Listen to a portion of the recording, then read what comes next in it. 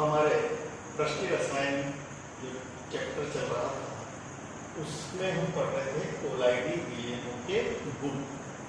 और पिछले वाले वीडियो में मैंने आपको कोलाइडी विलयनों के एक गुण के बारे में जो कि भौतिक गुण थे उसके बारे में पूरी तरह से चर्चा करी थी। अब हम आगे की बात करते हैं। आगे के जो हमारे गुण हैं वो हैं अणुसंख्यक गुण। ओके, तो अणुसंख्यक गुण यानी कोलिगेटिव प्रॉपर्टीज क्या होती है, तो सुनना इसमें हम डिस्कस करने जा रहे हैं अणुसंख्यक गुण के बारे में। ठीक, तो विलयनों के कुछ ऐसे गुण होते हैं जो विलयन में उपस्थित कणों की संख्या पर निर्भर करते हैं। ओके, किस पर निर्भर करते हैं? कणों की संख्या पर। वो गुण कहलाते हैं अणुसंख्यक गुण। ओके, जैसे मान लो यहां पर एक ग्लास में हमने पानी भर दिया और इसमें डाल दिया ग्लूकोज। ग्लूकोज का फॉर्मूला होता है C6H12O6। ओके, तो ग्लूकोज डाल दिया। अब ग्लूकोज सहसंयोजक यानी कोवेलेंट कंपाउंड है, तो इसको जब पानी में डालेंगे तो इसका आयनों में कोई डिवाइडेशन यानी आयोनाइजेशन नहीं होगा। यानी ग्लूकोज सहसंयोजक यौगिक होने की वजह से उसे जब पानी में डाला जाता है तो उसकी कोई प्रकृति चेंज नहीं होती। वह जैसा था वैसा का वैसा उस पानी में डिसॉल्व हो जाता है। तो जैसे मान लो ग्लूकोज का एक अणु, ग्लूकोज का कितना? केवल एक अणु मैंने इसमें डाला पानी में, तो ये एक अणु यहां ऐसा कैसा रहा। अगर मैंने दूसरे ग्लास में उतना ही पानी भरा और उसमें NaCl डाल दिया और ये भी कितना अणु? एक अणु। ठीक है, तो इसका एक अणु यहां पर गिरने के बाद दो कणों में टूट गया, Na+ और Cl-।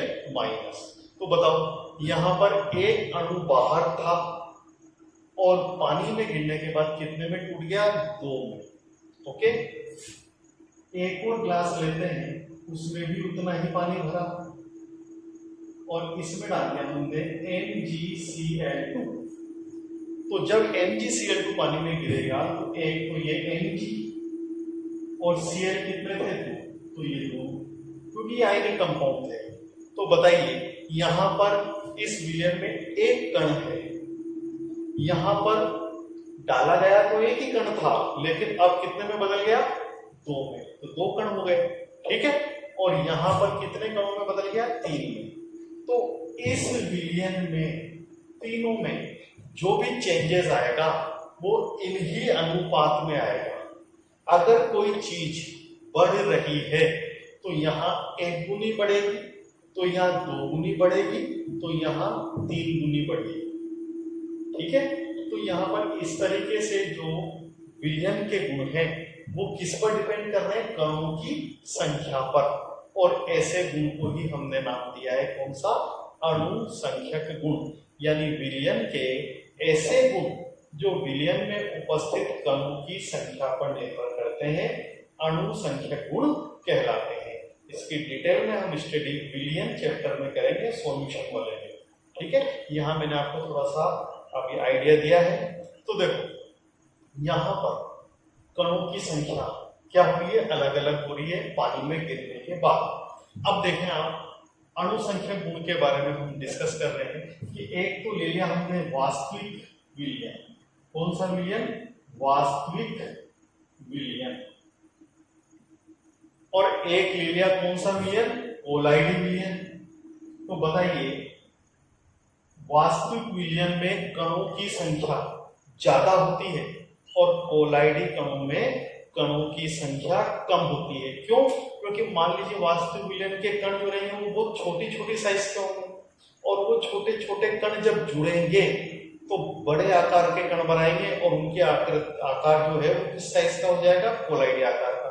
तो नेचुरल सी बात है, इसकी तुलना में जो ये बनेगा इसमें कणों की संख्या क्या हो जाएगी? कम हो जाएगी। इसलिए हम कह सकते हैं कि कोलाइडी विलयनों के अणुसंख्यक गुणों के मान वास्तविक विलयनों की तुलना में क्या होंगे, कम होंगे। ओके, क्योंकि इनमें कणों की संख्या क्या होगी, कम होगी। क्लियर? तो ये तो हमारा था अनुसंख्यक गुण। अब हम बात करने जा रहे हैं प्रकाशिक गुण की। तो प्रकाशिक गुण क्या होते हैं? तो देखो, एक साइंटिस्ट थे, नाम था टिंडल। प्रकाशिक गुणों के बारे में बताने वाले यही थे उन टिंडल। इन्होंने कहा कि जब प्रकाश की पुंज को, यानी जो लाइट बीम है, उसे किसी कोलाइडी विलयन से गुजारा जाए तो उस जो प्रकाश पुंज के मार्ग में, यानी उसके जो पथ है, उसमें अगर कोलाइडी कण आएंगे तो वो आने वाली लाइट को स्कैटर्ड कर देंगे, यानी उसका स्कैटरिंग कर देंगे। हिंदी में इसको बोलते हैं प्रकीर्णन। तो उस प्रकाश का क्या कर देंगे, प्रकीर्णन।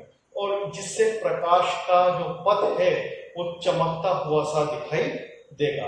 आपने देखा होगा कि कभी कभी रोशनदान से सूरज की रोशनी आती है और वो बहुत छोटे से छिद्र में से होकर के अंदर आती है, तो हमें ऐसा दिखता है कि जैसे कोई लाइट की रॉड जैसी हमें नजर आ रही है, और उसमें छोटे छोटे से पार्टिकल चमकते हुए से, तैरते हुए से हमें दिखाई देते हैं। तो वही घटना टिंडल प्रभाव यानी टिंडल इफेक्ट के नाम से जानी जाती है। एक चीज और देखते हैं अपन। मान लीजिए आपको पता लगाना है, 2-3 विलयन रख दिया आपके सामने, बताइए इनमें से कौन सा विलयन कोलाइडी विलयन है।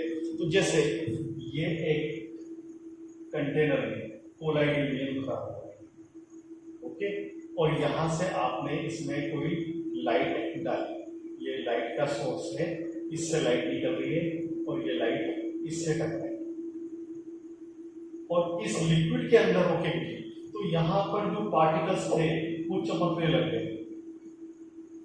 वो पार्टिकल जो इसके बीच में आ रहे थे वो सारे के सारे, ये तो लाइट थी, इस लाइट से क्या हुआ, ये सारे पार्टिकल्स चमकने लग गए और ये लाइट वहां से ये पार्टिकल जो चमक रहे हैं, इसे हम कहां से देखेंगे?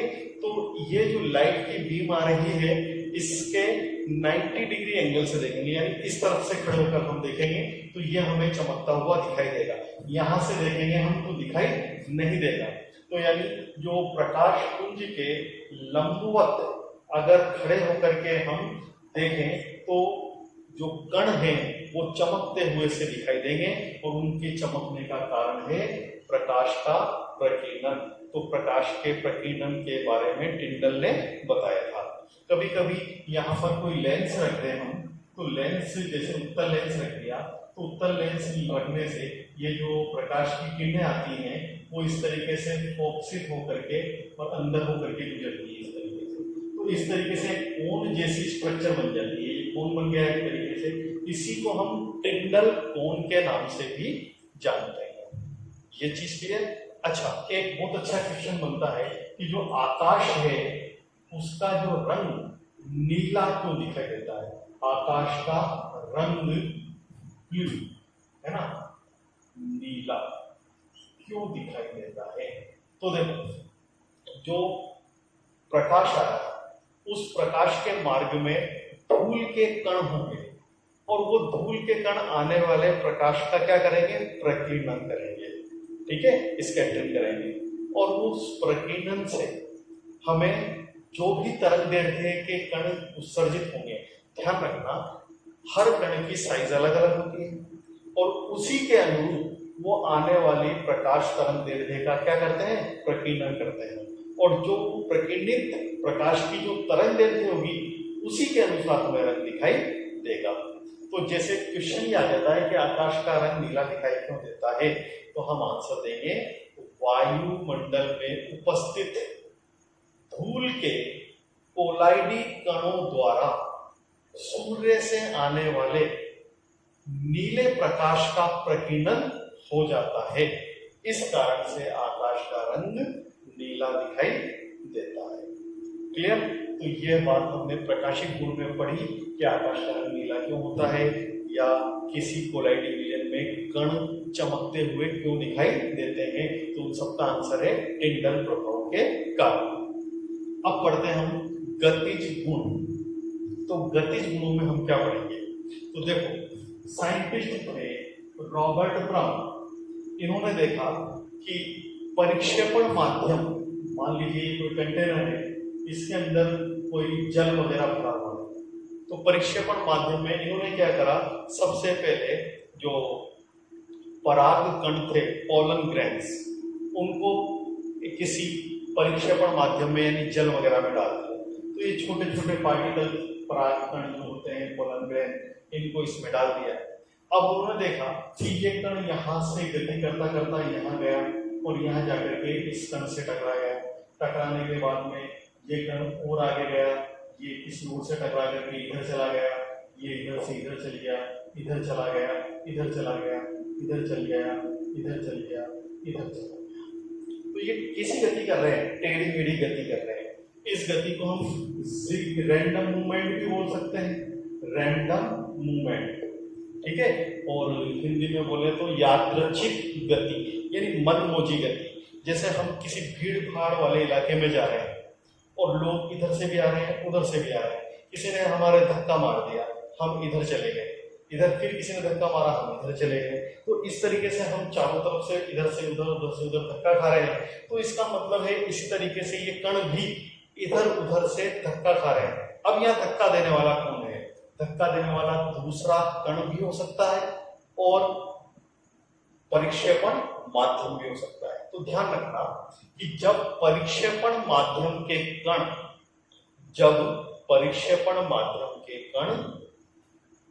परिक्षिप्त प्रावस्था के कणों से टक्कर करते हैं, तो परिक्षिप्त प्रावस्था के कण यानी कोलाइडी कण निरंतर टेढ़ी मेढ़ी गति करते रहते हैं, क्योंकि वह लगातार परिक्षेपण माध्यम से टकराते रहते हैं। ओके, और इस गति को सबसे पहले देखने वाले वैज्ञानिक थे रॉबर्ट ब्राउन, इसलिए इस गति को उन्होंने नाम दिया ब्राउनीय गति। तो ये हमारी हो गई ब्राउनीय गति। अब क्वेश्चन ये है कि ब्राउनीय गति छोटे कणों में ज्यादा होगी या बड़े कणों में? तो ध्यान रखना कि जो ब्राउनीय गति होती है वो कणों के आकार पर डिपेंड करती है, ठीक है। मैं यहाँ पर एक फॉर्मूला लिख देता हूं, ब्राउनी गति समानुपाती 1/कणों का आकार। बात समझ में आ गई? यानी कणों का आकार बड़ा होगा तो ब्राउनी गति क्या हो जाएगी? कम। क्यों? क्योंकि बड़ा जो कण होता है वो जिस समय इधर से परिक्षेपण माध्यम से टक्कर खाएगा तो हो सकता है उसी समय इधर से भी उस पर टक्कर पड़ जाए और दोनों की टक्कर एक दूसरे को क्या कर दे? निरस्त। तो बड़े कणों में एक समय में एक से अधिक टक्करें होती हैं, जहां पर यह संभावना बहुत ज्यादा है कि वह टक्करें एक दूसरे के विपरीत दिशा से होने की वजह से कैंसिल आउट हो जाए, यानी दोनों एक दूसरे को क्या कर दें? कैंसिल कर दें और इस वजह से गति दिखाई ना दे। लेकिन अगर कण बहुत छोटा होगा तो वह टक्कर खा करके इधर से उधर गति करता रहेगा। तो बड़े कणों में ब्राउनीय गति कम देखी जाएगी और छोटे कणों में ब्राउनीय गति ज्यादा होगी। और ब्राउनीय गति का फायदा क्या है? तो ब्राउनीय गति का फायदा यह है कि जो कोलाइडी कण होते हैं निरंतर टक्कर खा करके इधर से उधर तैरते रहते हैं, इसलिए कोलाइडी विलयन स्थायी बना रहता है। तो एडवांटेज है ब्राउनी गति की वजह से कोलाइडी विलयन क्या रहेगा? स्थायी रहेगा। तो यह हमने पढ़ लिया कोलाइडी विलयनों का कौन सा गुण? गतिज गुण।